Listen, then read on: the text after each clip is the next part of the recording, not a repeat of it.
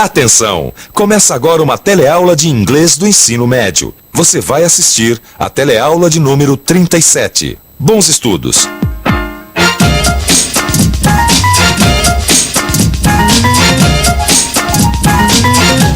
Oh, hello! Você lembra do nosso último teleencontro, onde a gente aprendeu como se faz o comparativo de igualdade dos adjetivos em inglês? Muito bem. Olha, hoje nós vamos continuar com o mesmo assunto, só que dessa vez nós vamos ver como se faz o comparativo de superioridade dos adjetivos. Na teleaula de hoje você vai aprender o comparativo de superioridade dos adjetivos. Vai conhecer as regras de formação do comparativo de acordo com o número de sílabas dos adjetivos e também como escrever o comparativo em casos especiais. Vai assistir a um concurso de Mr. Universo e na sessão Let's Travel Together vai visitar a cidade de Salem, que ficou famosa por causa de uma caça às bruxas.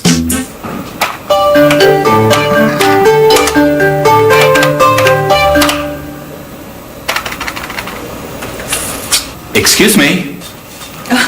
May I help you? Yes, I'd like to go to a very interesting place in Brazil, but I don't know where to go. Well, maybe you should go to the Pantanal or Fortaleza. Well, The Pantanal is more exciting than Fortaleza, but Fortaleza is more beautiful than the Pantanal. what about the hotels? The hotels in Fortaleza are more comfortable than the hotels in the Pantanal, but the hotels in the Pantanal are cheaper than the hotels in Fortaleza. I don't know. Is it possible to fly to the Pantanal and to Fortaleza at the same time?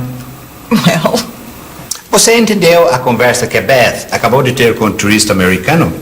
Você reparou a maneira como ela comparou o Pantanal à Fortaleza? Bem, foram ressaltados vários aspectos dos dois locais, como preço, conforto, etc. Bem, mas na verdade o que a Beth fez foi usar o grau de superioridade dos adjetivos. Bem, vamos rever a cena para entender melhor essa história. A Beth sugeriu que o cliente visitasse ou Pantanal ou Fortaleza. Como ele ficou em dúvida, ela começou a comparar os dois lugares. the Pantanal is more exciting than Fortaleza, but Fortaleza is more beautiful than the Pantanal. The Pantanal is more exciting than Fortaleza. O Pantanal é mais interessante do que Fortaleza. Você reparou a maneira como a Beth comparou o Pantanal à Fortaleza? Ela pegou o adjetivo que é exciting, colocou a palavra more antes dele e a palavra than depois.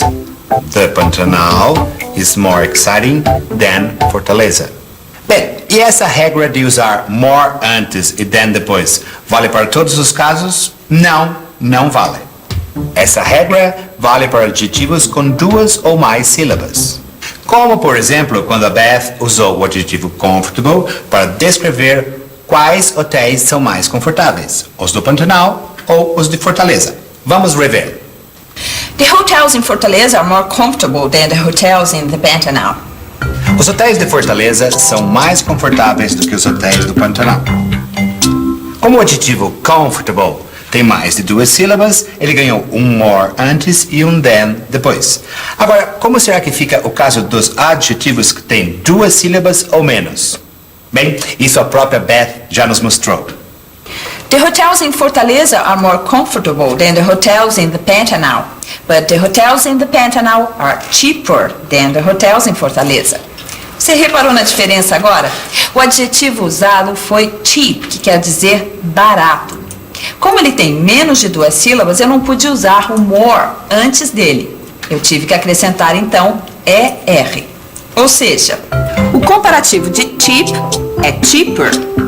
E isso foi feito acrescentando um ER no final do adjetivo. Para não esquecer, sempre que um adjetivo tiver uma sílaba, e se a gente quiser formar o seu grau comparativo de superioridade, usamos a terminação ER mais than. Beth, então quer dizer que para cada adjetivo tem uma regra para fazer o comparativo de superioridade? Exatamente, só que não são só essas duas regrinhas que a gente acabou de ver, não. Ai, tem mais. Tem mais duas. Olha só, para os adjetivos com menos de duas sílabas e formados por uma consoante, uma vogal e outra consoante, como big, que quer dizer grande. Big é formado por uma consoante, uma vogal e outra consoante. A gente deve dobrar a última consoante antes de acrescentar o ER. Bom, se a gente tem que dobrar a última consoante antes de colocar R, a última consoante de big é G. Então, o comparativo de superioridade de big é bigger, com 2 Gs.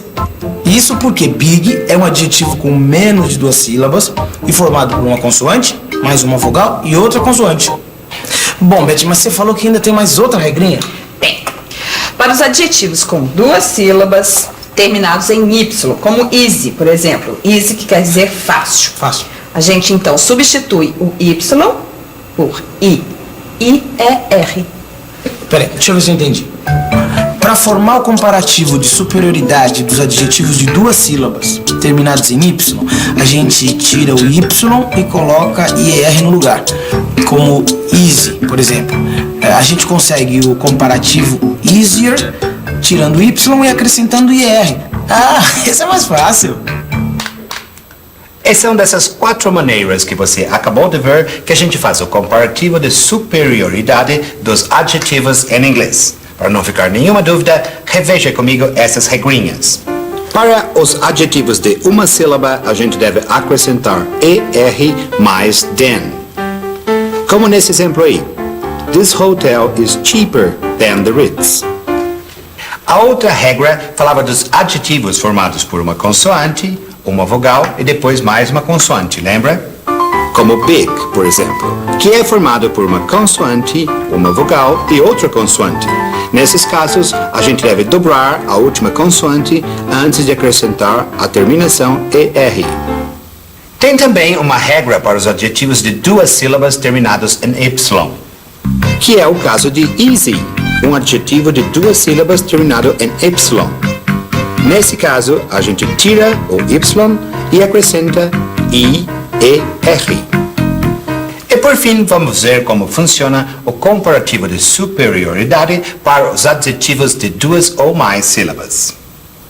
Como o adjetivo beautiful, por exemplo. Nesse caso, é só acrescentar more antes do adjetivo e than depois. Se eu disser que Patty é mais bonita do que Alice, então eu digo Patty is more beautiful than Alice.